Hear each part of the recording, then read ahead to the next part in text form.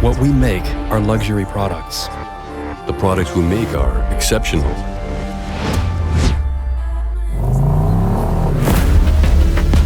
You can't buy them anywhere else. When you look at how much money we spend on putting together a car like this, you can see a lot of pressure developing on many levels. And we all thought, did that just happen? Can you also put some pressure on again?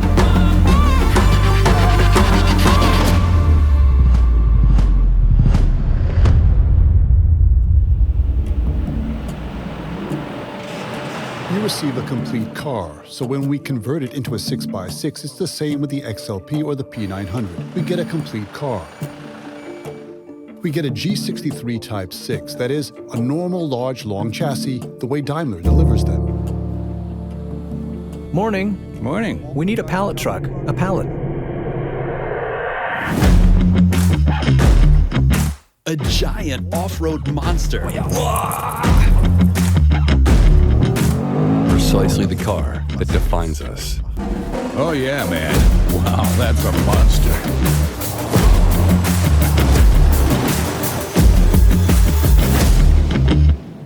With the 6x6, the whole thing started a while back. When the new G-Class came out, we said, we want to build a very special car based on the G-Class. We all looked at each other and said, a 6x6? Now that would be pretty cool. It'd be precisely the car that defines us.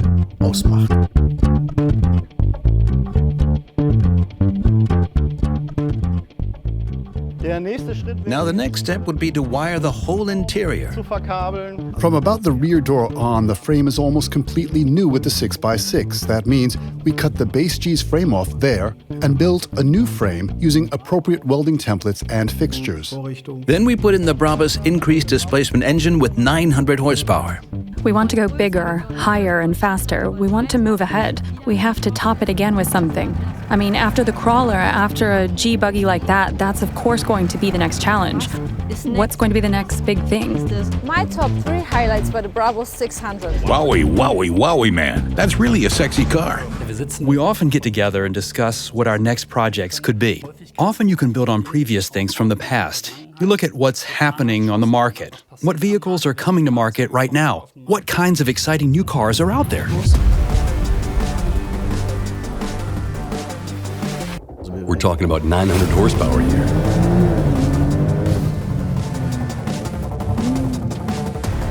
If you know a bit about cars, you'll see it and say, yeah, that's how it should be. Come and take a look at this. Last year in May, we premiered a tuning program for the Porsche 911 Turbo S for the first time. For us, that was a very, very big step.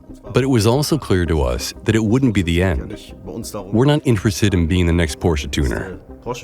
We want to build special cars based on any model, as long as it suits us and the core of our brand. Now, if I look at the opening here in the front apron, I'll find several features that were created the same way for our other cars. Same with the outer air inlets, where the air flows into the outer radiators without any grills in the way, and directly into the radiators. These are all features that you can find on many of our other vehicles, ones that have now been implemented in the Porsche Rocket and adopted as part of our identity. My father grew up working in my grandfather's business, where he mainly sold Mercedes-Benz vehicles. However, he was always a huge Porsche fan. There's a great shot of him lying in the back of his first Porsche that someone took through the window from above. I still love looking at that photo because it truly captures my father's passion for cars. And that's why now, some 45 years later, for me, the fact that we're dealing with Porsche vehicles again is not only about making a product decision, it's also a whole lot of fun. That was already the case with the 820 based on the Turbo S. But now, of course, with the Rocket R, it's obvious that we found a very distinctive continuation of this story that contains tons of Brabus DNA. We're always working on many different projects. Can we push it a little more over there? That create a variety of challenges with very different characteristics.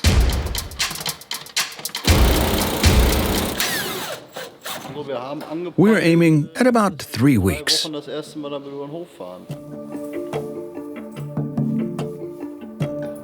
So, the roll bars. First, we listed the carbon panel on the right-hand side and the holes for the rear door. That was a constructive topic for us internally. Can we come up with a way to make that part more robust so that it directly... It already has 2 different thicknesses. Think about it. The 6x6 was developed and on the market in 6 to 8 months. And then look at the life cycle of a mass-produced vehicle, where 2 to 5 years are not a long time. To really succeed in developing everything in such a short time frame, that's really ambitious and sometimes very strenuous. But that's the challenge I simply adore. What about the upper carbon roll bar? It's not flush with the seal. It's properly flush here, but it's not here. It's probably a bit too short. I'm not sure. Go to... In assembly, you can. Well, actually... If somebody pushed it down firmly, yeah. If these were the old days, things would be escalating right about now. Can I please see the corner that doesn't fit? Now? He's doing that on purpose. Right here, this corner is where it looks the worst. You can see a bit of a gap here.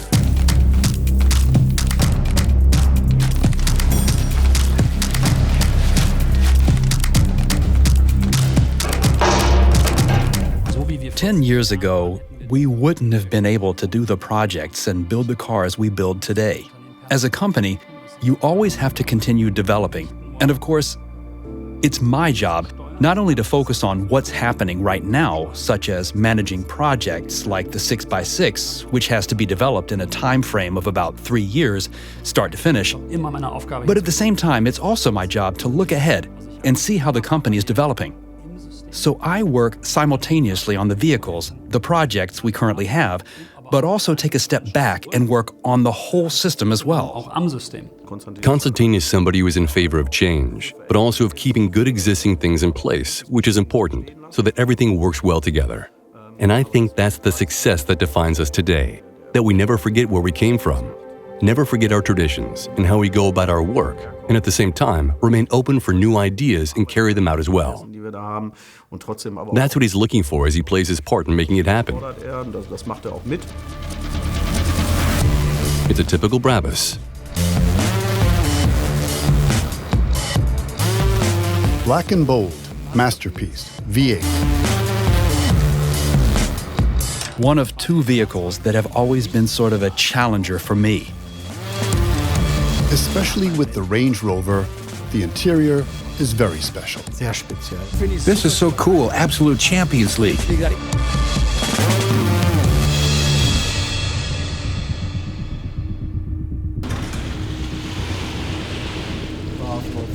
I was in New York a few weeks ago, and in Manhattan, the European SUV you see the most is the current Range Rover.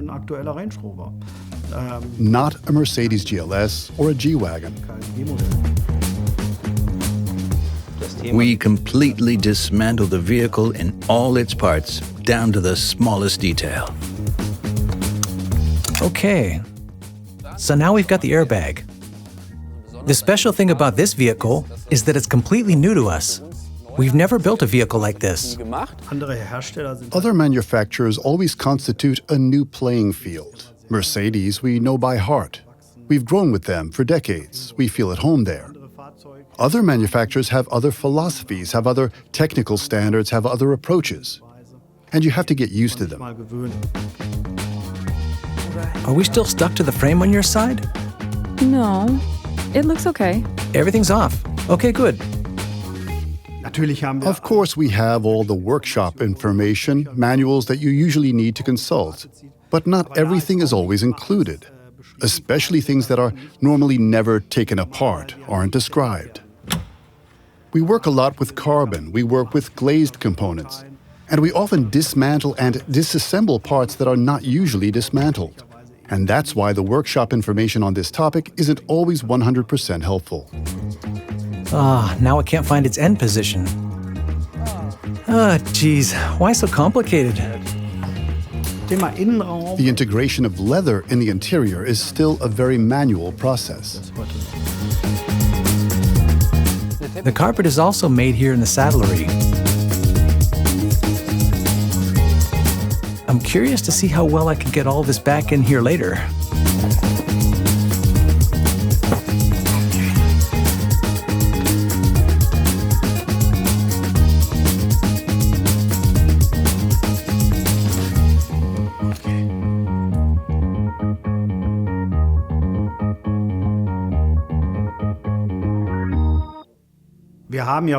We have a variety of areas in our facilities for different projects, in our workshops where we work on the cars. The 6x6 you'll usually find in Plant 3, because that's where we build our special production vehicles. The crawler is built there, the XLP, and so of course the 6x6 as well. We've also carried out a lot of development tests and analyses on the car there.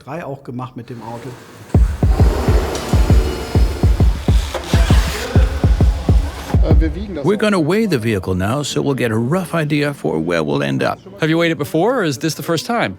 Yes, this will be the first. Your gut feeling? What'll it weigh? 3,200? Previous one was 3.4, wasn't it? With the rigid axles. Everybody write down a number. I say 3.2. Whoever's the closest. 3.4, although... The furthest away buys a Coke for everybody.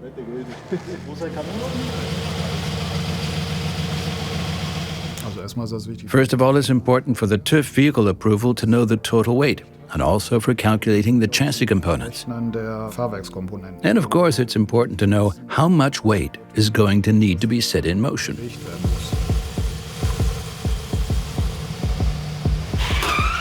No. It's stuck, right? Yep, stuck. Back up. Now all wheels are clear, right? Drive a little further. Stop. And now leave it. Don't do anything. Why is this happening? We've got to go back to this. Will we have to take the whole thing apart again? It recognizes it via electrical consumption, and when the front one contracts, the rear one has problems.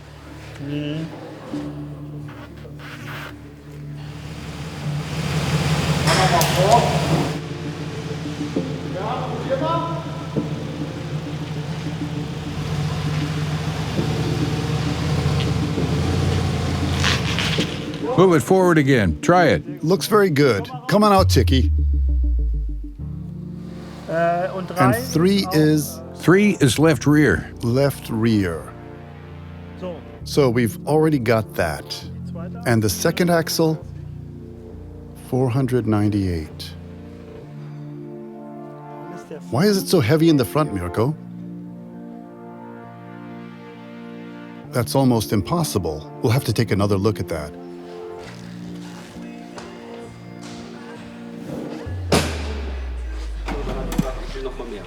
You lost the bet. That's the main takeaway here. So, what do you have? Coke? 1? Apple Spritzer? 2? 3? A lot of the work on rocketr happened in our traditional development workshop in Plant 1. Brabus X, down in the basement, the famous basement workshop. Very private, very protected. But because of that, always great to use because you can work on vehicles that not everyone is supposed to see.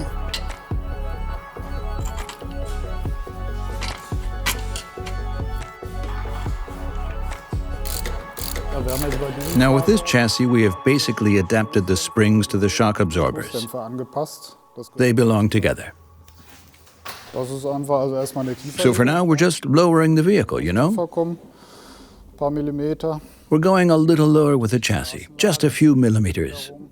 Which means the driving stability and the suspension becomes a bit crisper and sportier overall. The car is dynamic to drive, way beyond what you can imagine as a normal person. This is truly an exceptional car, limited to 25 units worldwide, where customers choose their individual color designs. But in the end, the car is unique, and everyone wants a car like this. If you know a bit about cars, you'll see it and say, yeah, that's how it should be. Here we've received the front apron for our RS conversion, which we've just attached to the car temporarily. The bottom part is essentially connected to the upper part of the apron. So now we have here the new rocket apron, and here the serial apron in connection with our carbon parts originating from the 820. Here you can really see that our entire air intake has become a lot bigger compared to the standard bumper. Our goal is the 1-second wow effect, meaning that ideally, when you see a product, you have an immediate emotional reaction. You fall in love with it, recognize what it is, a Brabus, and you want to have it. If we can achieve that, we've reached our goal. Come and take a look at this. And now, my highlight of the evening, the Brabus rocketr. If we can't achieve that, we probably should have done our job better. There are so-called camouflage wraps that are so uneven in terms of structure and paintwork that you can't make out the contours of the car.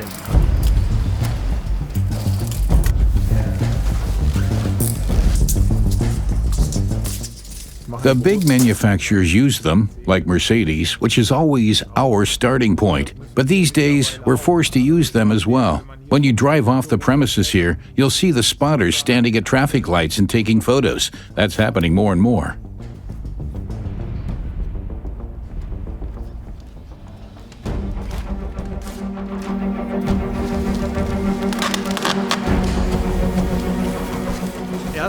In a way, the wrap makes the car even more eye-catching at first, but if you look closely, you really can't make out any of the contours.